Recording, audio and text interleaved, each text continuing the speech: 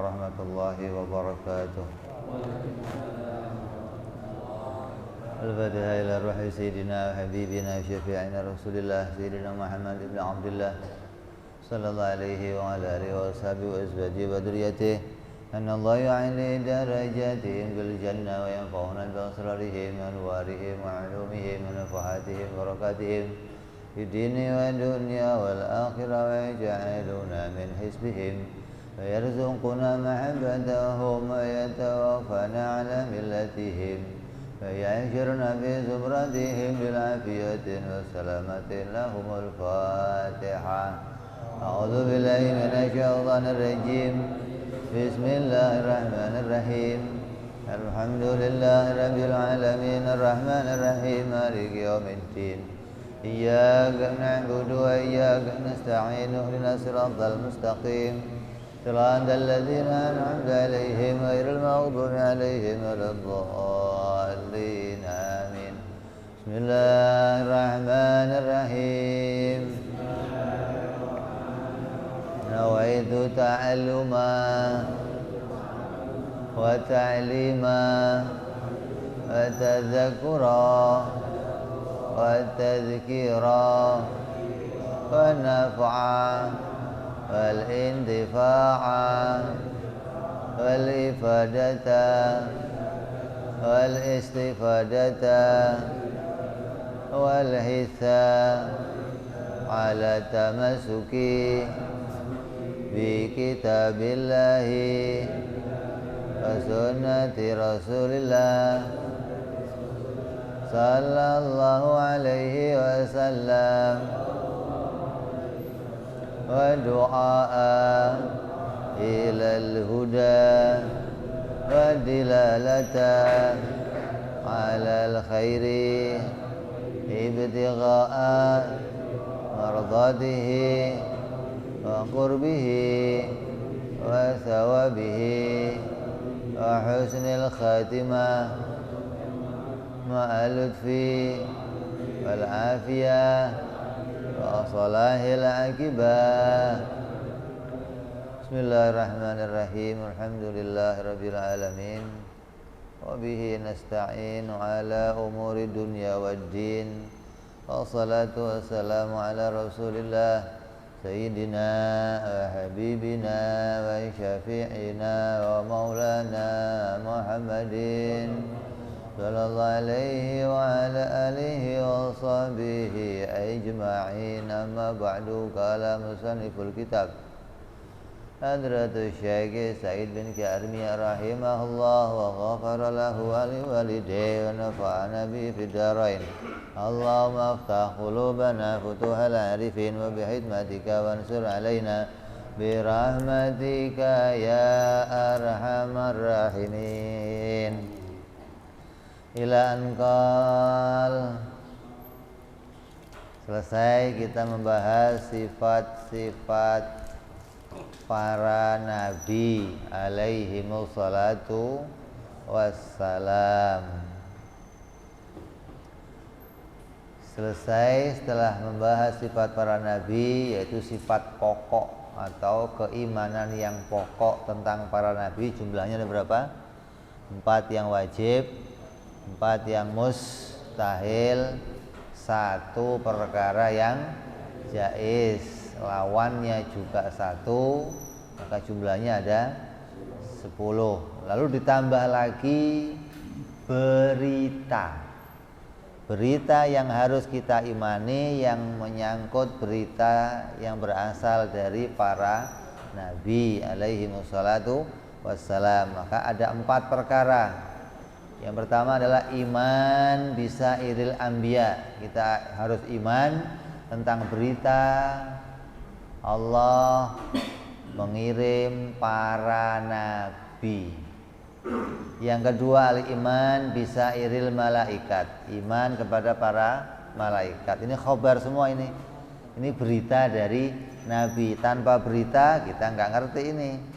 Terus al-iman bisairil kutubis samawiyat. Iman tentang kitab-kitab yang Allah turunkan dari langit. Yang keempat iman biyaumil qiyamah. Jadi Setelah bicara sifat-sifat para nabi, lalu bicara berita atau khobariyah yang wajib kita imani, yang kalau sampai tidak kita iman masalah ini, kita tidak terhitung orang Islam. Yang pertama yang dimaksud perkataan mengimani para rasul, para nabi adalah kita wajib meyakini, mempercayai, mengimani bahwa sesungguhnya para rasul itu semuanya orang laki-laki. Enggak ada rasul perempuan kecuali Lia Edan. Itu ngaku sebagai udah mati ya? Modar. Jadi setelah wafatnya Rasulullah juga ada seorang wanita ngaku sebagai nabi. Kata dia apa? Mana dalilnya di Quran kalau Muhammad nabi penutup? Nah, disebutkan tidak ada nabi laki-laki lagi setelahnya. Kan yang disebut laki-laki. Saya kan perempuan. Jadi saya nggak ditutup katanya. Oh, ini orang-orang jadi mencari celah agar dia diakui sebagai nabi dari bangsa perempuan. Nggak ada lah. Kalau nabi perempuan gimana? Lagi mau perang haid, nggak jadi perang dong. Lagi mau sholat haid, gimana mau jadi imam? Rasul itu harus senantiasa jadi imam untuk memimpin segala sesuatu. Kalau wanita kan agamanya nggak bisa sempurna, artinya nggak bisa 1 bulan full beragama, nggak bisa. Harus ada jedanya, harus ada istirahatnya. Beragama paling berapa? Paling berapa hari? 20 hari.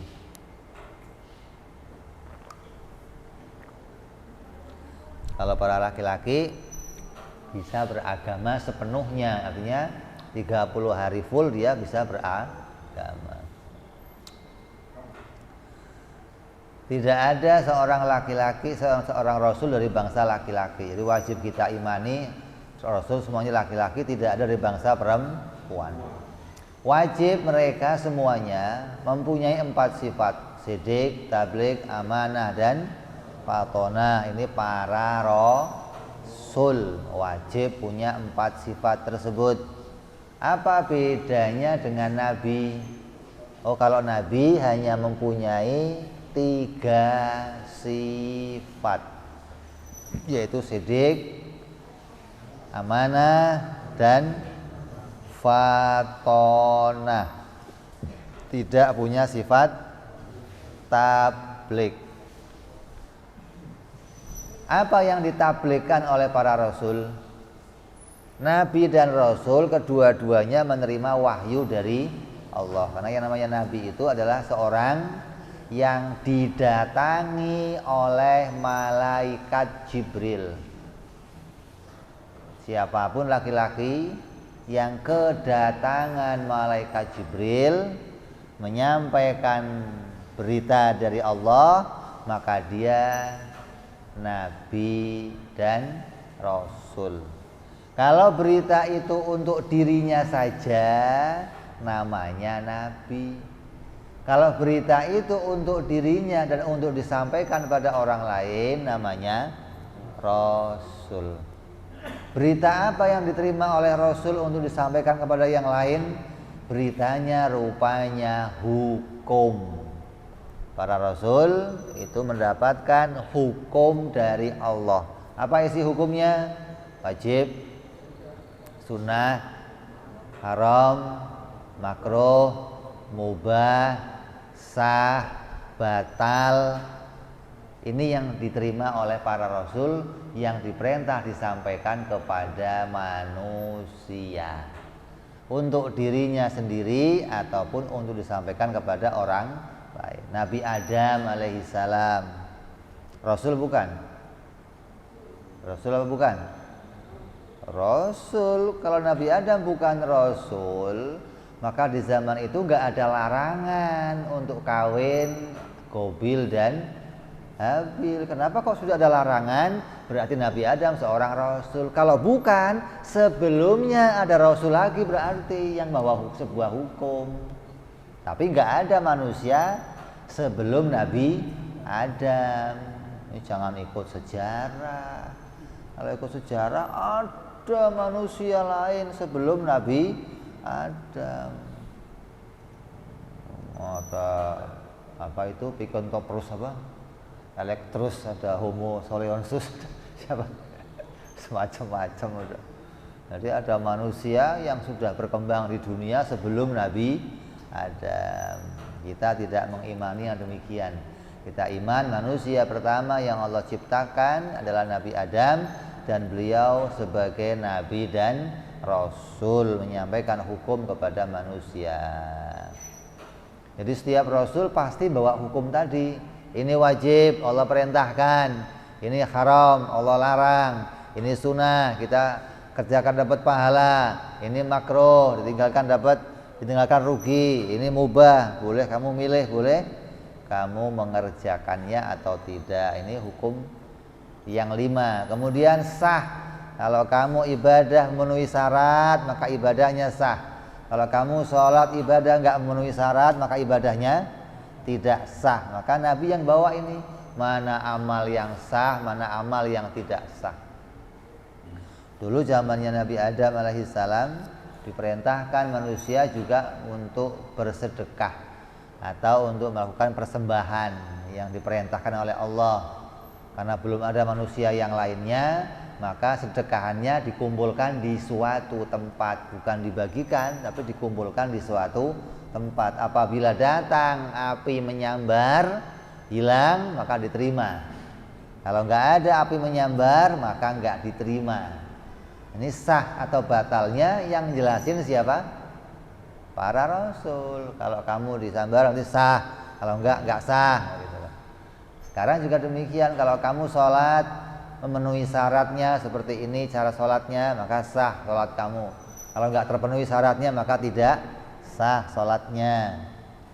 Maka ini diajarkan oleh para rasul alaihi wassalatu wassalam, seperti yang telah dikutip dalam kitab Syarah As-Sanusiyah. Dan juga wajib kita imani bahwa para rasul adalah manusia paling utama dan paling mulia di antara semua makhluk, sebagaimana sabdanya Rasulullah SAW bahwa setiap nabi diberikan oleh Allah wajah yang ganteng dan lisan yang fasih. Semua nabi, nggak ada nabi yang dari Afrika ada. Nabi dari Afrika kayak itu, kayak apa? Film apa itu yang hitam kurus tinggi keriting? Nabi dari Cina nggak ada. Kenapa? Mereka harus yang paling utama di antara manusia.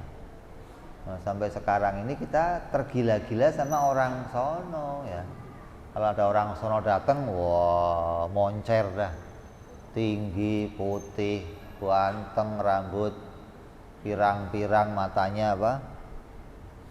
Coklat, mata biru. Maka keadaan Nabi semua begitu, dipilih oleh Allah di antara orang-orang yang sempurna keadaannya. Adapun para nabi semuanya adalah keturunan Nabi Adam alaihis salam. Seperti Nabi kita Muhammad sallallahu alaihi wasallam juga keturunan beliau.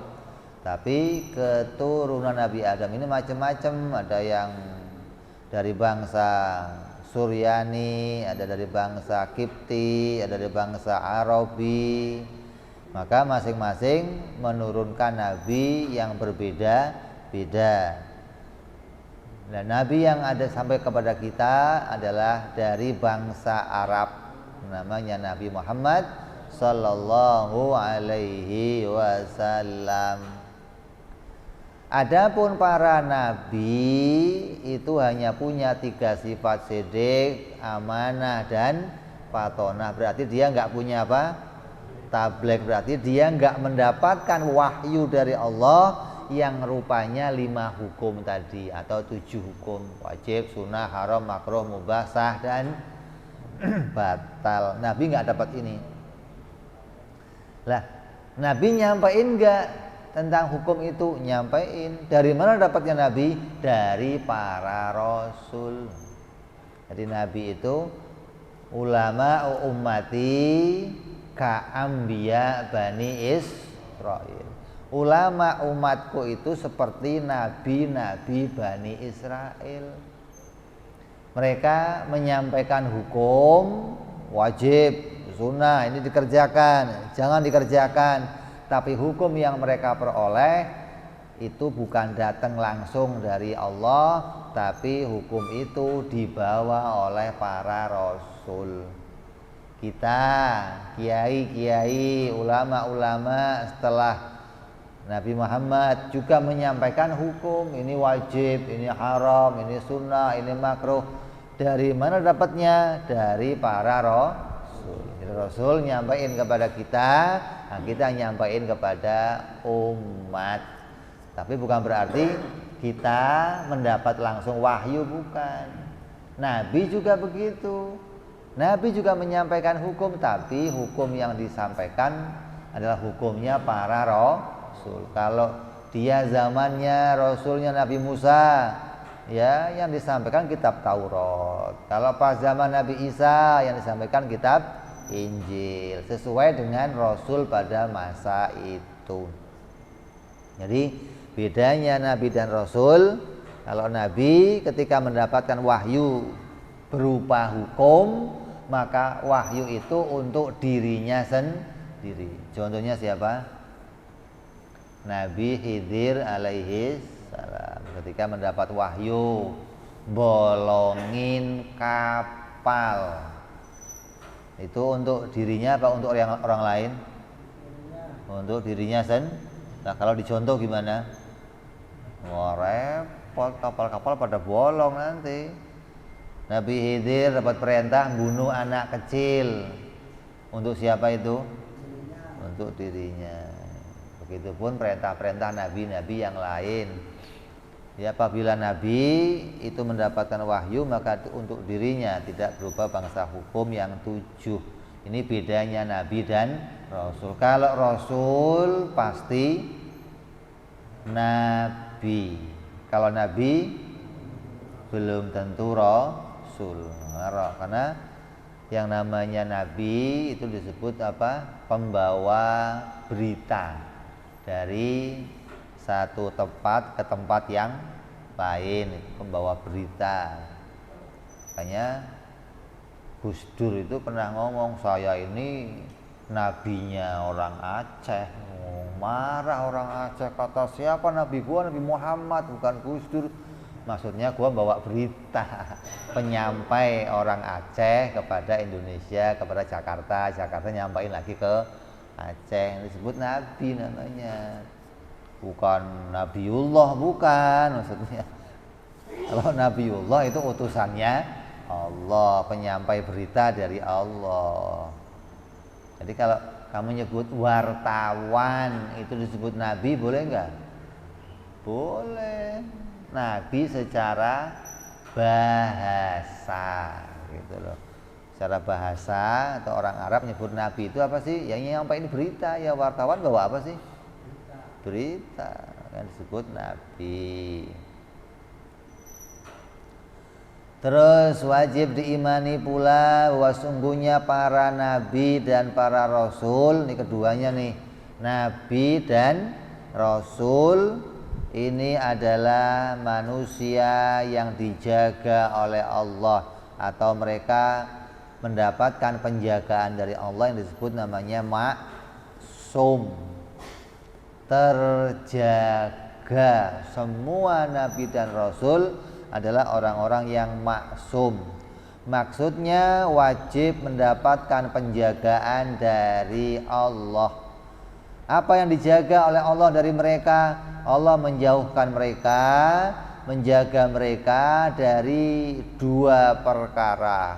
Yang pertama, dijaga oleh Allah dari melakukan perbuatan-perbuatan yang haram dan makruh, hingga mereka nggak pernah tersentuh kepada perbuatan yang haram dan yang makruh. Kenapa kok begitu? Karena mereka panutan, karena mereka suri tauladan, hingga Allah menjaga mereka agar perbuatannya senantiasa baik dan terus-menerus dicontoh oleh manusia.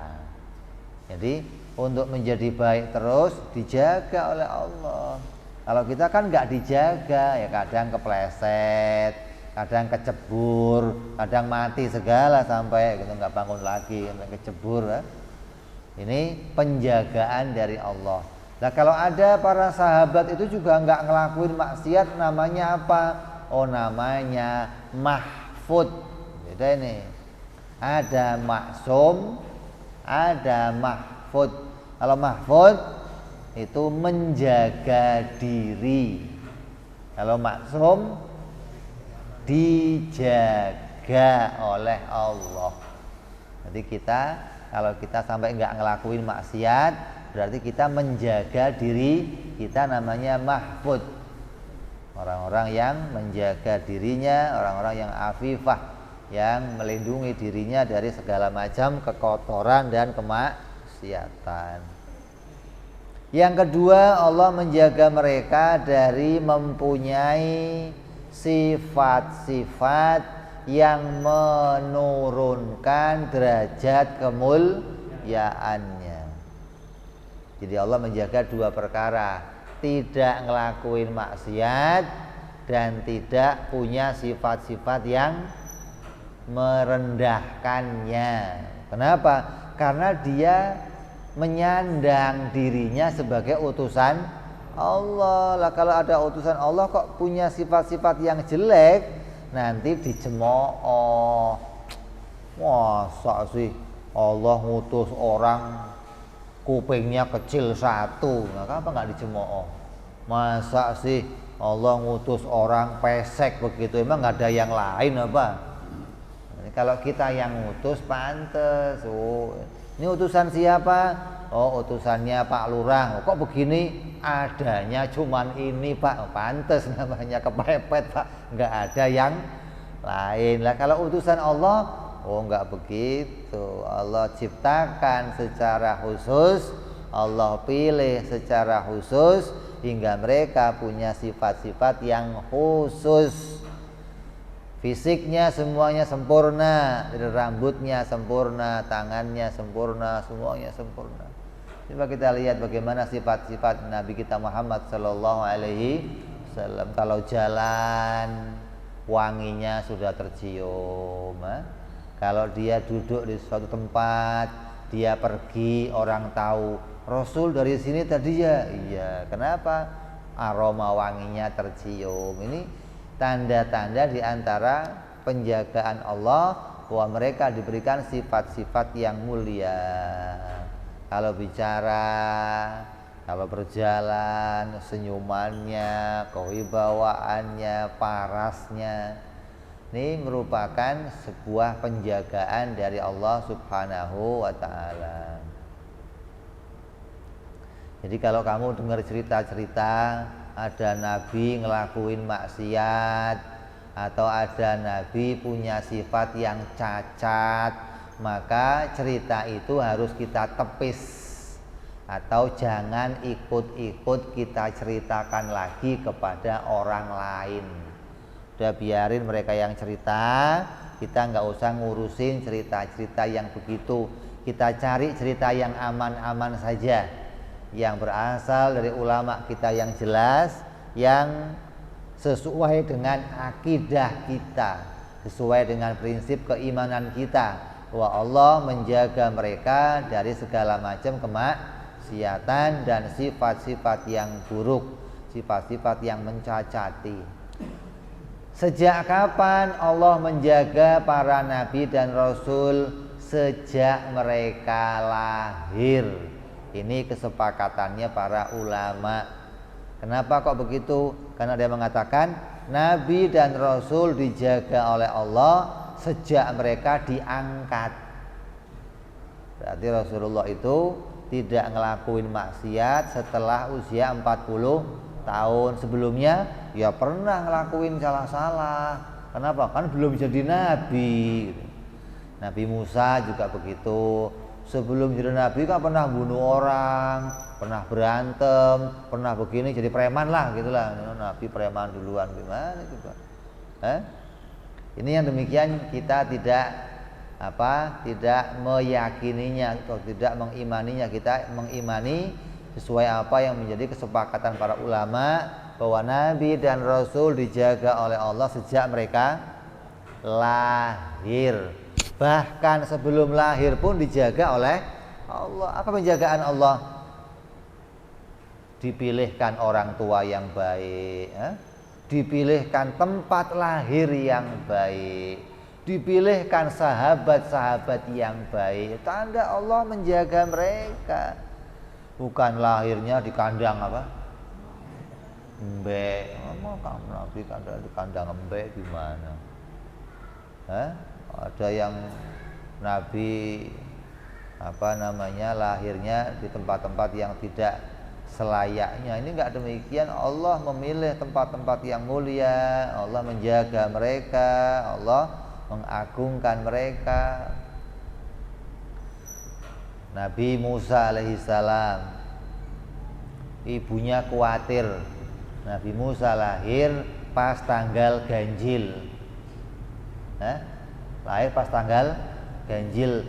Zaman Nabi Musa, zaman Fir'aun itu sudah ada ganjil genap.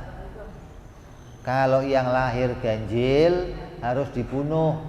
Kalau lahir tanggal genap enggak dibunuh. Makanya Nabi Harun, adik Nabi Musa, lahirnya tanggal genap, maka enggak dikejar-kejar dibunuh. Nabi Musa lahirnya ganjil. Makanya kalau ada kendaraan ganjil genap udah sejak dulu itu udah ada berlaku ganjil genap. Itu niru zaman Fir'aun gitu, yang ganjil yang genap gitu.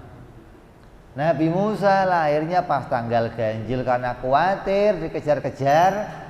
Ibunya dapat ilham dari Allah, datang malaikat Jibril, kemudian memerintahkan dia untuk menghanyutkannya ke laut, ke sungai. Ketika dihanyutkan di sungai, harapan ibunya Nabi Musa akan lepas jauh dari Fir'aun.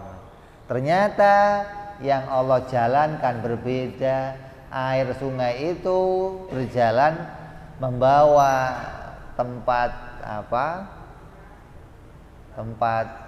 Nabi Musa diletakkan kayak sebuah ember lah, taruh di atasnya terus dihanyutkan. Hanyutnya malah masuk ke istana Fir'aun. Coba ini Allah kalau mau menjaga orang hambanya kan, ibunya waduh masuk habis dah. Tapi kan yang Allah kehendaki berbeda. Begitu masuk ketemu dengan Siti Asiyah, dirawat, dijaga oleh Siti Asiyah sampai mendapatkan pendidikan dari beliau dan dijaga sampai menjadi Rasul. Jadi Allah menjaga mereka sejak lahir. Kemudian adapun mengimani para nabi dan para rasul tentang berapa jumlahnya mereka, maka ada yang harus kita imani secara ijmal dan ada yang harus kita imani secara tafsil.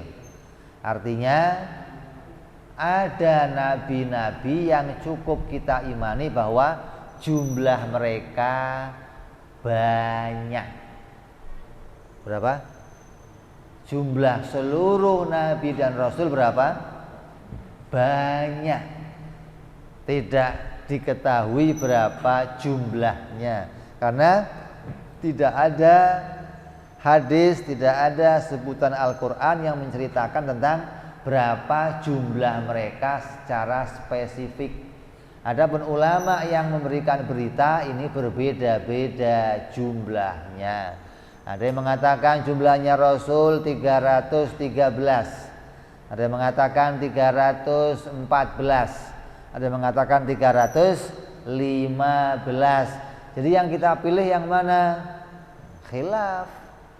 Ulama beda pendapat. Nah, kalau jumlahnya Nabi, ada yang mengatakan 124.000, ada yang mengatakan 100 sekian ribu, ada yang mengatakan sekian puluh ribu. Berarti ulama juga berbeda pendapat. Yang kita pilih yang mana? Jangan dipilih semuanya. Ini yang paling aman. Kenapa? Karena kalau kita pilih salah satunya takut nambahin atau ngurangin. Biar enggak begitu gimana? Pokoknya jumlah Nabi dan Rasul banyak. Nah, itu paling aman. Itu namanya jumlah yang kita imani secara ijmal. Adapun yang tafsil jumlahnya berapa yang terperinci kita tahu jumlahnya 25. Dari mana itu? Al-Quran langsung menyebutkannya. Kayaknya ada yang salah. Bocor. Bismillah.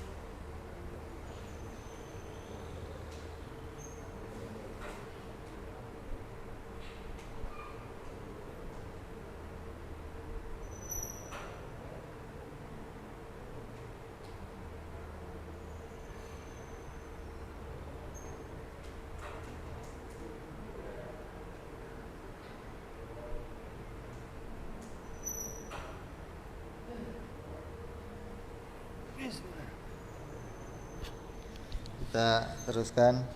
Bismillahirrahmanirrahim. Jumlahnya ada 25. Nah, jumlah 313 Rasul itu dikaitkan sama jumlahnya sahabat Rasul waktu perang Badar. Berapa? 313.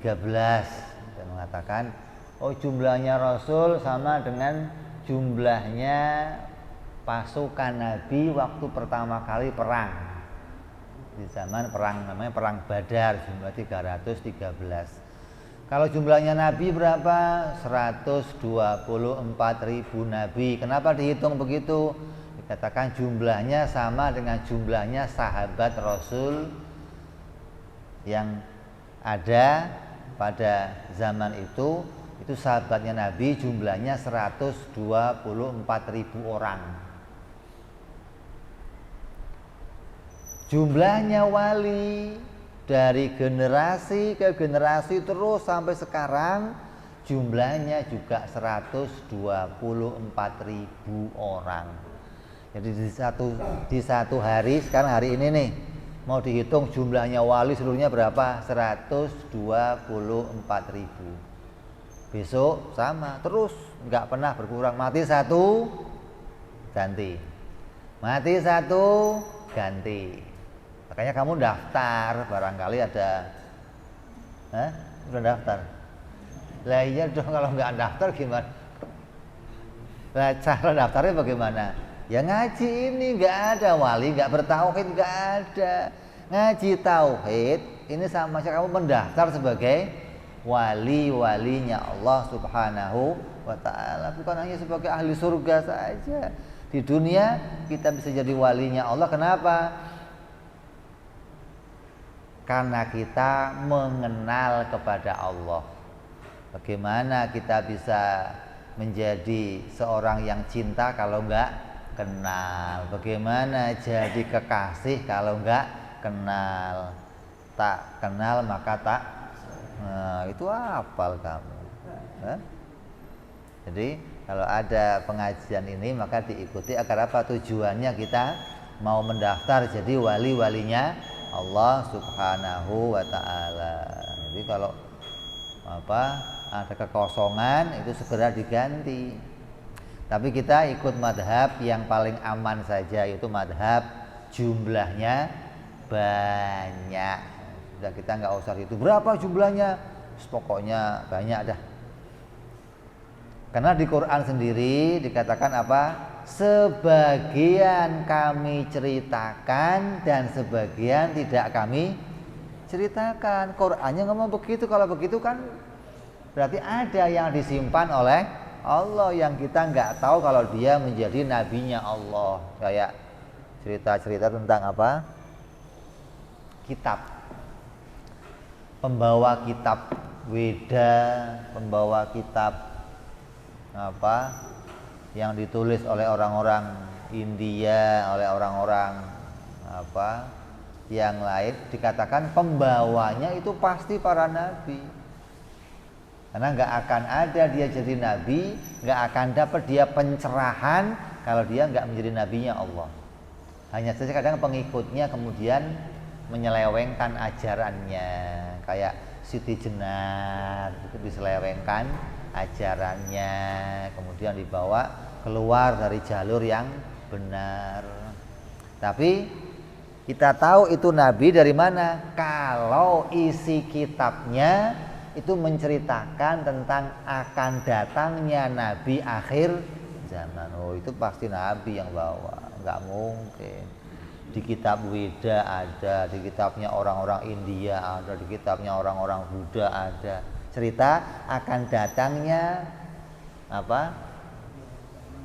Nabi akhir zaman. Atau kalau mereka katakan itu penyelamat, sang penyelamat. Atau dikatakan apa?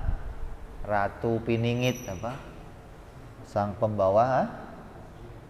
Harus begitu dah pokoknya. Ini yang bisa terjadi begitu siapa? Yang bawa beritanya pasti para nabi.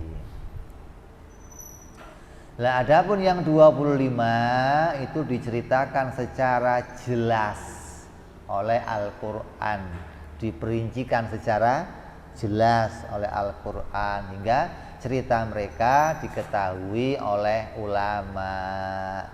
Namun ada cerita-cerita yang memang di Quran itu diceritakan namanya doang, bahwa Nabi itu adalah Rasulnya Allah, tapi nggak diceritakan yang lainnya. Maka kadang ulama menggali cerita-cerita tentang Nabi ini dari Bani Israel, karena Quran hanya nyeritain terbatas. Ada yang diceritakan panjang lebar di Quran, sampai di tiap beberapa surat ada seperti siapa? Nabi Musa. Ini di beberapa surat ada ceritanya. Di Al-Baqarah ada, di surat-surat yang lainnya ada. Siapa lagi? Nabi Yusuf, bahkan satu surat namanya Yusuf. Ada lagi cerita Nabi Allah Adam alaihissalam. Tapi ada pula yang nggak diceritakan, kayak siapa? Kayak Zulkifli, terus Nabi Yusa, terus Nabi siapa? Yahya. Ini nggak diceritakan secara spesifik bagaimana riwayat mereka, nggak diceritakan. Maka kadang ulama karena ingin tahu riwayat mereka mencari ceritanya dari Injil, ada yang dari Taurat. Kenapa? Di kitab-kitab itu diterangkan lebih jelas. Makanya ada muncul orang-orang sekarang, orang-orang liberal ya namanya, yang bebas mikir, orang-orang liberal. Kata mereka apa? Coba Al-Quran dikasih footnote. Quran disuruh ngasih footnote. Tahu footnote? Footnote itu apa? Apa namanya? Catatan kaki. Pamannya cerita Nabi Adam, tulis 1. Nah di bawah kasih 1. Oh, Nabi Adam adalah begini. Diambil dari mana footnote-nya? Dari Injil dan Taurat. Nah, repot ya. Wong justru Injil Taurat itu disempurnakan menjadi Al-Qur'annya suruh kembali ke Injil Taurat. Ini pikirannya bagaimana sih? Karena suka ini nyeleneh maksudnya. Jadi kalaupun ada yang tidak diceritakan, itu kenapa? Karena hikmah, karena perjalanan hidup mereka sama dengan nabi yang lain, maka nggak diulang kisahnya, begitu loh, nggak diceritakan lagi. Adapun yang dibicarakan panjang lebar, maka itu mau memetik hikmah-hikmah dalam perjalanan hidupnya para nabi. Maka hikmah yang paling banyak riwayat Nabi Musa, Nabi Yusuf, Nabi Allah Syuaib. Kenapa? Mereka nabi-nabinya Bani Israel yang terkenal, yang dibanggakan oleh orang-orang Bani Israel dan oleh Rasulullah diceritakan secara detail. Agar apa?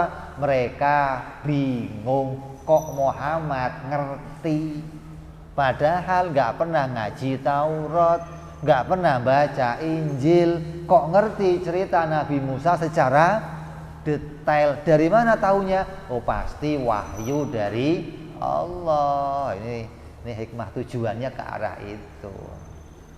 Jadi kalau ada cerita yang tidak spesifik dalam Al-Quran, itu maknanya kisah mereka sama dengan kisah nabi-nabi yang lain, hingga nggak diulang hikmahnya. Di antara yang wajib kita kenal semua yang jumlahnya 25, yang pertama namanya Nabi Allah Adam alaihi salam. Setiap menyebut nama Nabi harus kita nyebutin alaihi salam, alaihi salatu wassalam. Kalau nyebut nama Nabi selain Nabi Muhammad harus disertakan namanya. Nabi Adam alaihissalam, Nabi Idris alaihissalam, Nabi Nuh alaihissalam, harus pakai namanya. Kalau hanya Nabiullah alaihissalam pasti maksudnya Nabi Muhammad Sallallahu Alaihi Wasallam. Itu namanya kekhususan. Allah khususkan penyebutan nama Rasulullah dan Nabiullah yang nggak perlu disambung dengan namanya, itu hanya bagi Nabi Muhammad Sallallahu Alaihi Wasallam. Yang pertama Nabi Adam alaihissalam. Boleh nggak kita nyebut sebutan untuk Nabi tapi nggak pakai alaihissalam? Kita ganti yang lain, radhiyallahu an gitu. Boleh nggak? Atau rahimahullah, kan juga bagus kan? Tidak boleh. Harus pakainya apa? Alaihi sholatu wassalam. Pakai sholawat boleh, pakai salam juga boleh. Yang baik apa? Yang baik digabung dua-duanya. Kalau salah satunya baik, Nabi Adam alaihi salam. Yang baik alaihi salatu wassalam. Ini boleh menyebutkan dengan dua-duanya, tidak boleh diganti dengan yang lain. Beda nyebut para sahabat, nyebut para rasul, nyebut apa? Para wali, para masyayikh, boleh disebut dengan radhiyallahu an. Jadi jangan sampai ditukar ini. Harus dikhususkan. Nabi Allah Idris alaihi salam, nabi yang rasul yang kedua. Lah sebelum Nabi Idris ada enggak nabi? Ada. Ada enggak rasul? Ada, tapi enggak dimasyhurkan, enggak termasuk yang 25. Seperti siapa? Nabi Allah Syis alaihi salam, anak Nabi Adam. Kalau anaknya Nabi harus jadi Nabi enggak? Kalau anaknya Nabi harus jadi Nabi atau enggak? Kalau anak Nabi harus jadi Nabi gimana? Sedunia Nabi semua. Lah sedunia anak Nabi semua. Emang ada yang bukan anak Nabi? Nabi Adam melahirkan anak. Kalau anak Nabi Adam harus Nabi semua, berarti anaknya lagi Nabi semua. Anaknya lagi, bro, sedunia ini Nabi lah. Kalau sedunia Nabi lah, umatnya mana? Masa Nabi semua. Jadi Nabi itu dipilih oleh Allah bukan berdasarkan keturunan. Nabi Muhammad Nabi terakhir. Kenapa kok nggak ada Nabi lagi? Karena anaknya meninggal semua, nggak ada hubungannya. Jadi nggak harus anaknya Nabi menjadi Nabi. Banyak yang dia bukan berasal dari bapaknya Nabi, tapi jadi Nabi. Kayak siapa? Nabi Ibrahim alaihissalam, Nabi Musa alaihissalam. Ini bapaknya bukan para Nabi, tapi anaknya diangkat oleh Allah menjadi Nabi. Jadi setelah Nabi Adam ada nabi-nabi yang lain tapi nggak dimasyhurkan. Kemudian yang masyhur lagi Nabi Allah Idris alaihissalam. Ini generasi keempat atau kelima setelah Nabi Allah Adam. Lalu setelah Nabi Allah Idris muncul lagi generasi jauh lagi sampai muncul Nabi Nuh alaihissalam. Dari Nabi Idris ke Nabi Nuh ini kurunnya jauh hingga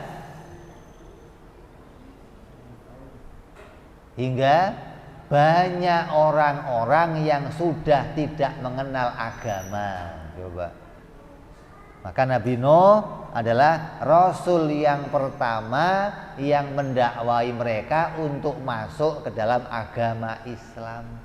Nabi Adam nggak nyuruh masuk Islam, Nabi Idris nggak nyuruh masuk Islam. Kenapa? Nah, sudah Islam semua. Ngapain? Sudah Islam semua, ngapain disuruh masuk Islam? Maka setelah Nabi Nuh disebut Rasul kedua atau manusia yang menjadi utusan Allah yang kedua, Abal Bashar Tsani. Nabi Adam Abal Bashar yang pertama, Nabi Allah Nuh Abal Bashar yang kedua. Kenapa kok disebut Rasul Nabi Nuh? Maknanya yang pertama mengajak orang masuk Islam itu Nabi Nuh alaihi salam. Kalau Nabi Adam nyampainya langsung hukum, Allah perintah ini. Nabi Idris nyampaikannya, Allah perintah ini. Tapi Nabi Nuh mengajaknya apa? Ayo masuk agama Islam, karena mereka sudah banyak keluar dari Islam. Terus setelah Nabi Allah Nuh, banjir bandang datang, semuanya habis. Lahir lagi generasi berikutnya Nabi Allah Hud alaihi salam. Generasinya nggak jauh. Mereka tahu kalau orang-orang kafir dihabiskan oleh Allah dengan banjir bandang. Tapi zaman Nabi Hud muncul lagi orang-orang kafir. Nah, coba. Padahal jejaknya masih terlihat. Mereka kafir lagi kepada Allah. Kenapa? Tertipu daya oleh begitu indahnya dunia yang diciptakan oleh Allah. Banyak kenikmatan, banyak keindahan hingga mereka lalai kepada perintahnya Allah subhanahu wa ta'ala. Terus Nabi Saleh alaihi salam, kemudian Nabi Ibrahim alaihi salam. Nabi Ibrahim bapaknya bukan kafir. Ini jangan ngomong Nabi Ibrahim bapaknya kafir, jangan. Azar itu ada yang mengatakan pamannya. Nama asli bapaknya siapa? Taroh. Kalau nama pamannya Azar. Ini pendapat yang kita pakai. Kalau itu dua-duanya satu nama. Nabi Ibrahim itu bapaknya kafir. Boleh enggak Nabi bapaknya kafir? Tidak boleh ketika nabinya belum lahir. Kalau setelah nabinya lahir, bapaknya jadi kafir, terserah mau mati kek, mau kafir kek. Yang penting waktu hubungan dengan istrinya dalam keadaan suci, bukan dari orang kafir. Nah, begitu imannya begitu. Jangan sampai ada nabi yang lahir orang kafir, nggak ada. Semua nabi lahir dari orang-orang yang disucikan oleh Allah Subhanahu wa ta'ala. Kemudian Nabi Allah Lut alaihi salam, dikatakan ini sepupunya Nabi Allah Ibrahim, hidup satu asuhan. Diasuh oleh Azar kedua-duanya, tapi berpisah tugas. Satu dakwah ke Bani Israel, satunya dakwah ke kaum apa? Nabi Lut kaum apa? Sodom. Nah, makanya ada itu Sodomi, itu dari Sodom kali asalnya. Bukan Indomie, bukan, Sodomi. Kemudian Nabi Allah Ismail alaihi salam, ini anaknya Nabi Allah Ibrahim. Kemudian Nabi Allah Ishak, juga anak Nabi Ibrahim. Yang satu di Arab, yang satu pada Bani Israel. Kemudian Nabi Allah Yakub alaihi salam, ini anak Nabi Allah Ishak. Terus Nabi Allah Yusuf, Nabi Allah Yunus. Ini tidak diurutkan sesuai urutan kenabiannya. Jadi kalau nyebut nabi-nabi itu ada nabi yang diurutkan urutan diutusnya, ada nabi yang disebutkan tidak berurutan kepada utusan diutusnya. Kemudian Nabi Allah Ayub, kemudian Nabi Allah Shu'aib alaihissalam, terus Nabi Allah Harun alaihissalam, Nabi Musa alaihissalam, Nabi Ilyas alaihissalam, Nabi Zulkifli. Ini kita nggak tahu ceritanya gimana Nabi Allah Ilyas, Nabi Allah Zulkifli. Itu Nabi Dawud. Banyak di Quran ceritanya tuh tentang bagaimana beliau jadi raja. Nabi Allah Sulaiman alaihissalam juga banyak ceritanya, kisahnya dalam Al-Quran. Terus yang berikutnya Nabi Ilyasa, terus Nabi Allah Yusuf, ini banyak ceritanya. Nabi Zakaria, Nabi Yahya, kemudian Nabi Isa alaihissalam juga banyak ceritanya. Dan yang paling akhir Nabi kita Muhammad sallallahu alaihi wasallam. Maka setiap orang Islam dikatakan harus mengetahui 25 nabi-nabinya. Sampai ada yang mengatakan ulama harus hafal.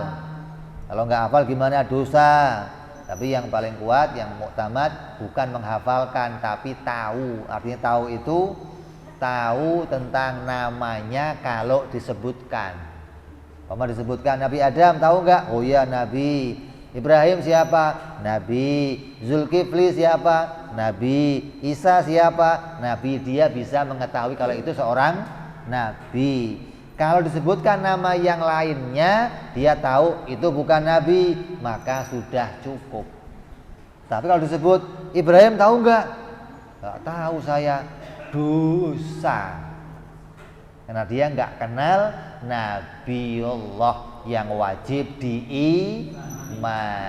Maka ajarkan kepada anak-anak kita tentang mereka semuanya agar anak-anak kita tahu tentang nabi-nabinya.